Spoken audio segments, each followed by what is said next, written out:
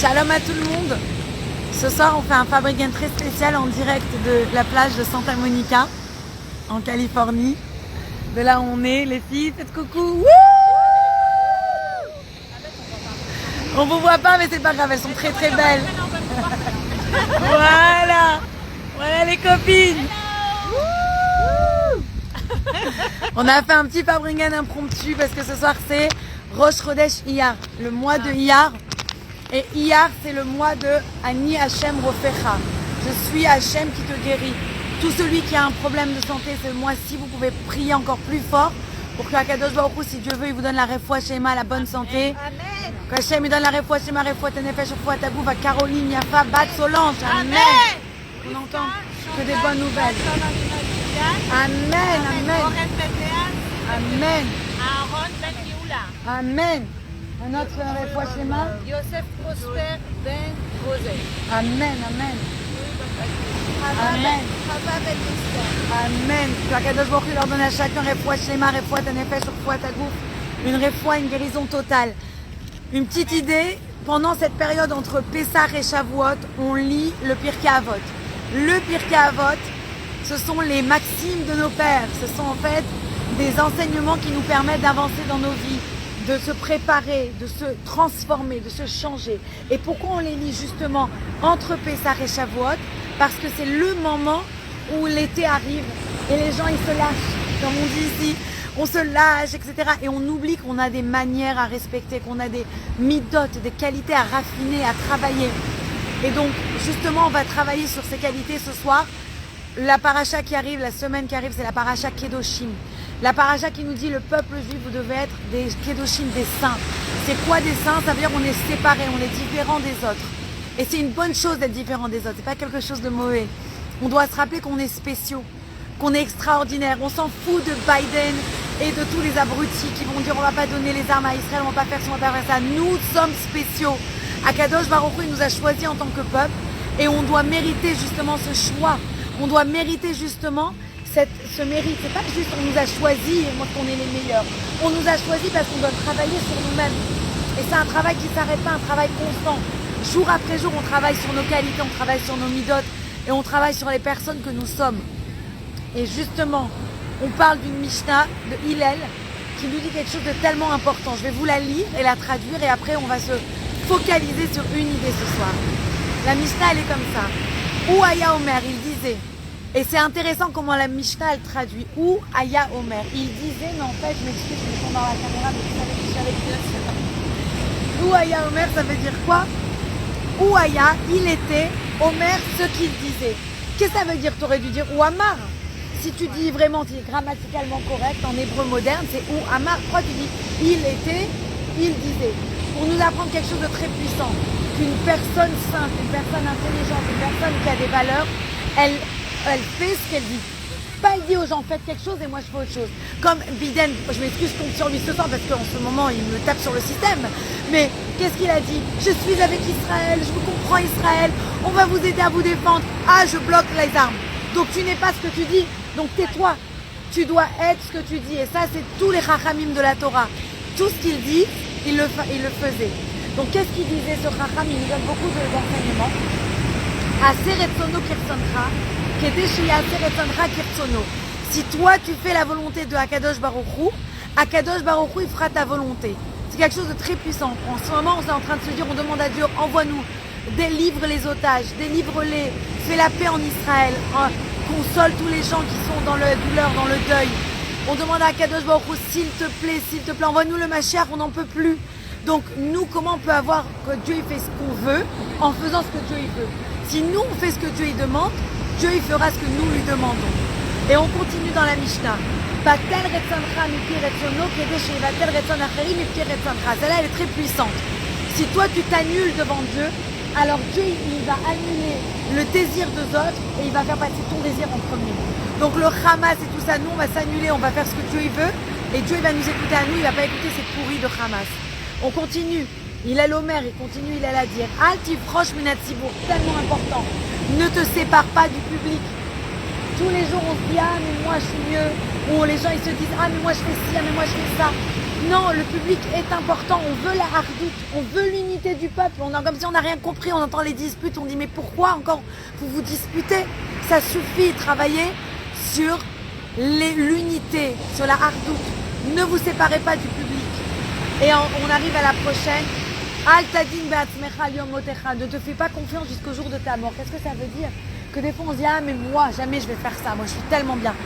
Calme-toi cocotte. Même les plus grandes sadikim, ils ont fait des erreurs. Donc fais toujours attention, sois toujours humble. Sois toujours humble et un peu d'humilité. Et dis-toi que tu dois toujours travailler sur toi-même. Et enfin, Al tadin et traverecha.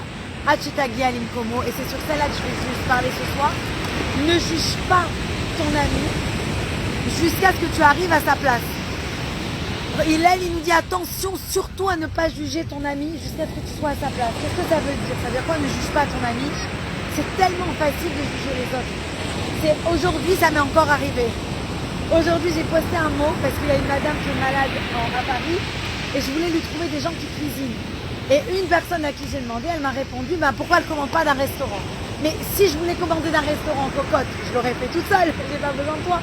C'est parce que cette personne elle a besoin de certains aliments, etc. Baruch Hashem, j'ai trouvé des gens qui vont l'aider. Mais pourquoi je vous raconte ça? Parce que mon premier sentiment, ça a été de la juger. Mais pourquoi elle parle? Mais pourquoi elle répond comme ça? Et après, quand j'ai parlé à mes sœurs, on a eu toute une discussion avec mes sœurs. Et mes sœurs m'ont dit, mais Sarah, tu peux pas la juger. Imagine la pauvre en ce moment, elle a des difficultés. Elle aussi des problèmes de santé, elle veut pas en parler. Ou imagine en ce moment, elle a des difficultés financières, elle peut pas payer pour le manger de quelqu'un d'autre. Tu sais pas. Donc tais-toi, ne juge pas. Et j'ai appris la leçon pour moi-même. On ne peut pas juger les autres tant que nous-mêmes, nous ne sommes pas à la place des autres. Donc on doit arrêter de juger. C'est une personne, une fois, elle m'a raconté cette histoire véridique. Elle m'a dit, pardon? L'eau elle arrive jusqu'à là, ouais, si l'eau elle arrive, vous allez voir me sauver. Mais une personne, elle m'a raconté cette histoire véridique. Qu'une fois, elle était près d'un hôtel un matin, genre 7h du matin, et elle a vu un monsieur sortir. Et pas longtemps après, elle a vu une femme sortir. Et dans sa tête, tout de suite, elle s'est dit, waouh, je l'ai appelé, il a trompé avec elle, voilà là. À la fin, khalas, c'était la bar mitzvah d'un des enfants de cet homme. Et la femme qui est sortie, c'était la coiffeuse qui était venue le matin pour faire la femme belle. Et elle s'est fait tout un film dans la tête. Yalla, khalas. Mais nous, on commence à travailler sur notre unité et on arrête de juger les autres. C'est tellement important que chacun de nous, on travaille sur ça. Et on raconte cette histoire extraordinaire. Cette histoire de Rabbi Dovber. On raconte qu'une fois, une personne elle est venue le voir pour demander une bracha. Je ne sais pas si vous vous rendez compte dans quel coin on fait. On a l'eau qui monte presque jusqu'à nos pieds. Baruch Hashem. Je vous fais aller un petit tour. On vous fait kiffer Santa Monica.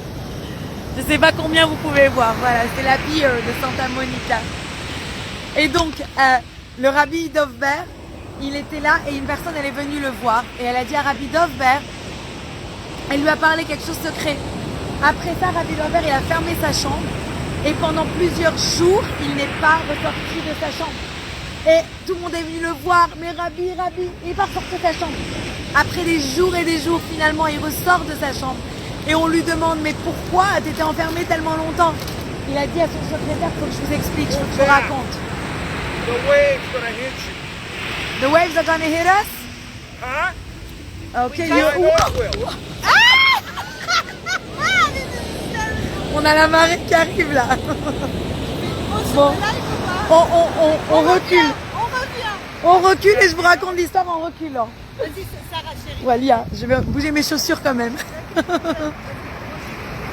Alors, qu'est-ce qui s'est passé avec Rabbi Dovber? Les fiches continuent. Eh bien, pourquoi il s'est enfermé tellement dans sa chambre? Et il a raconté que cette personne, elle est venue le voir et elle lui a demandé une bénédiction. Et quand quelqu'un lui demande une bénédiction, la première chose qu'il fait, c'est qu'il se met à la place de la personne. Je vous parle et je bouge mes affaires. Il a dit qu'il se met à la place de la personne. Pourquoi? Parce qu'il ne peut pas aider une personne tant qu'il n'est pas à sa place, tant qu'il n'a pas compris c'est quoi les challenges de la personne, c'est quoi les difficultés de la personne, c'est quoi les problèmes sur quoi la personne elle doit travailler et pour lesquels ça lui est arrivé cette épreuve. Et une fois qu'il comprend ça, il peut aider la personne à justement se transformer, aider, se changer. Et donc, Rabbi Shalom Dovber, il a dit que quand il a réalisé à quel point la personne, elle était tombée bas. Il a dit, j'arrive rien à trouver en commun pour aider cette personne. C'est trop difficile, j'arrive pas à me mettre à sa place, j'arrive rien à trouver en commun pour aider cette personne. Et c'est là, à ce moment-là, qu'il a réalisé, il a dit non. Si Akadosh Baruch Hu, si Dieu, il m'a envoyé cette personne, c'est que j'ai quelque chose à lui apprendre. C'est que je peux l'aider. Sinon, Dieu, il me l'aurait pas envoyé. Donc, il s'est mis dans sa chambre et il a commencé à réfléchir. Qu'est-ce que j'ai en commun avec cette personne? Qu'est-ce que je peux trouver en commun avec cette personne pour pouvoir justement avancer et transformer, me mettre dans ses chaussures. Et il a trouvé à ce moment-là une chose et il a dit quoi? Si moi je suis capable de faire ça, si moi j'ai ça en commun avec la personne, ça veut dire que je dois faire teshuva. Et tout ce temps-là, il a commencé à travailler pour faire teshuva. Donc tous ces jours-là, en fait, c'était de la peine qu'il avait, de la tristesse, parce qu'il a travaillé justement sur lui pour se transformer en tant que personne, pour arriver à connecter. Et ça, c'est la belle leçon. C'est qu'on est toujours là, en train d'essayer de juger. Mais au lieu de juger les autres, on doit trouver qu'est-ce qui nous dérange tellement chez les autres, qu'on a nous aussi comme défaut. Qu'on a nous aussi comme, peut-être pas comme défaut, mais peut-être comme problème, comme challenge, comme idée à travailler. Et une fois qu'on fera ce travail, alors on pourra vraiment aider la personne en face de nous. Donc, on a tout bougé maintenant. On s'est mis un peu plus loin de la mer, de l'océan, qui s'est bien rapproché. Et on recommence, on continue le cours. Donc le Rabbi Shalom Dover, il a expliqué comment on peut travailler sur soi pour justement toujours, au lieu de critiquer une autre personne, voir qu'est-ce que ça m'amène chez moi, qu'est-ce que ça m'appelle chez moi, qu'est-ce que je dois moi travailler pour pouvoir l'aider. Donc ça, c'est quelque chose qui est très puissant. Et une autre histoire avec son petit-fils qu'on raconte, qui est aussi très très belle. On raconte l'histoire justement qu'un jour, son petit-fils, après 1 heure qu'il a vu des gens, il a demandé à son gabaï, il a demandé à son comment on dit le gabaï, à son pas serviteur, gabaï, tout le monde comprend gabaï. Il a demandé à son secrétaire, son aide, et il lui a dit, s'il te plaît, je suis en sueur, va me chercher des habits pour me changer. Et son gabaï lui a dit, mais je comprends pas. Une fois que la porte elle s'est fermée, il parlait fort, tout seul pour lui-même. Je comprends pas. Qu'est-ce qu'il a besoin de se changer pour aller déjà tout en sueur au bout d'1 heure? Qu'est-ce que c'est ça? Et le rabbi il a ouvert la porte, il lui a dit, écoute, mon ami, je vais continuer à te payer, mais rentre chez toi. Je ne veux plus de tes services. Parce que si t'es pas capable de comprendre ce que je suis en train de faire, tu dois pas être là pour mon service. Et qu'est-ce que je suis en train de faire? Je vais t'expliquer. Les gens, ils viennent chez moi, ils me demandent des bénédictions, ils me demandent des brachot, ils me demandent de les aider. Mais moi, je peux pas le faire tant que je suis pas dans leurs pattes, tant que je suis pas dans leurs habits. Donc, je me concentre spirituellement et je me rentre dans les habits de la personne. Je deviens la personne pour pouvoir mieux la comprendre, pour pouvoir mieux l'aider. Et une fois que je suis cette personne et que je la comprends et que je l'aide, je dois revenir dans mes habits de rabbi. Pourquoi? Parce que je peux les aider que si je suis le rabbi. Et si je suis à leur niveau, j'arrive pas à les aider, je dois m'élever. Donc je reviens dans mes habits pour les aider. Et ce travail d'aller dans mes habits, de revenir dans leurs habits, on a vu 20 personnes en 1 heure. Ça fait que je suis tout en eau. Et si t'es pas capable de comprendre ça, tu peux pas être mon gabaï. Et là, la leçon, elle est là sur laquelle je voudrais vous laisser ce soir. On est tellement rapide à juger tout le monde. Ah, encore aujourd'hui, toutes mes discussions avec plein de gens. Netanyahou, il a fait ci, et lui, il a fait ça, et lui, il pense qu'à son intérêt, lui, il a fait ça. Khalas, les amis, c'est pas le moment d'abord de juger personne. On est là, on se soutient à fond pour l'instant. Parce qu'il n'y a que ça qui marche, notre unité, notre ardoute face à l'ennemi. Mais à part ça, venez, on essaie de travailler chacun sur soi pour arrêter de juger les autres et pour essayer d'être dan les kavzerou, c'est-à-dire de leur trouver une bonne raison pour laquelle chacun il fait chaque chose. Les gens, ils ne savent pas. Par exemple, des fois, j'ai dit non pour recevoir Shabbat. Mais personne ne savait qu'à ce moment-là, j'avais des difficultés avec mon fils, qu'il cassait tout, il criait tout. Je pouvais pas, j'étais pas dans un état de recevoir Shabbat. Donc quelqu'un il peut se dire, ah mais Sarah, elle reçoit pas, elle fait pas Satorim. Mais tu ne sais pas, t'es pas chez moi. Donc arrêtons de juger les autres parce qu'on n'est pas à la place de l'autre. Et ça, c'est l'idée puissante de Hillel. Et Hillel, c'est pas n'importe qui. Je veux juste vous laisser avec cette idée-là. Hillel, c'est celui aussi qui reprend la mitzvah dans la parasha de cette semaine, dans la parasha de Kedoshim. Ve'ahavta lereacha kamocha. Tu aimeras ton prochain comme toi-même. C'est la mitzvah de cette parasha. Qu'est-ce qui est tellement puissant? Une personne, elle est venue voir pour se convertir. Elle est partie voir Shammai. Elle lui a dit, je vais me mettre sur un pied. Tu me donnes toute la Torah. Shammai, il a pris un bâton. Il lui a dit, dégage ou je te dégonne. Je te bats. Va-t'en. L'autre, il s'est sauvé, il est parti chez qui? Chez Hillel. Il a dit, je veux me convertir sur un pied, apprends-moi toute la Torah. Hillel, il lui a dit une seule phrase. Ve'ahavta le'racha kamocha. Tu aimeras ton prochain comme toi-même. Tout le reste, c'est que du surplus, c'est que du commentaire. Ça, c'est mes amis. Si on aime Dieu, on aime ses créatures. Si on aime ces créatures, au lieu de les juger, de s'énerver, on leur trouve au contraire quelque chose qui va nous connecter avec eux, qui va nous aider à nous transcender, à aller au-delà de nous-mêmes et à les aimer et emmener cette ardoute, cette unité sur la terre qui, si Dieu veut, va emmener le Mashiach et va nous sortir de ce cauchemar que l'on vit. Je vous laisse, nous on va continuer notre petit Fabringen et notre petit échange. On a déjà terminé une belle bouteille de vin, bien sûr, israélienne, obligatoire. Am Israël Chai, mes amis. Am Israël, Am Israël, Am Israël Chai. Am Israël, Am Israël, Am Israël Chai. Am Israël, Am Israël, Am Israël Chai. Hey, Am Israël, Am Israël, Am Israël Chai. À bientôt, qu'on se retrouve tous avec Mashiach.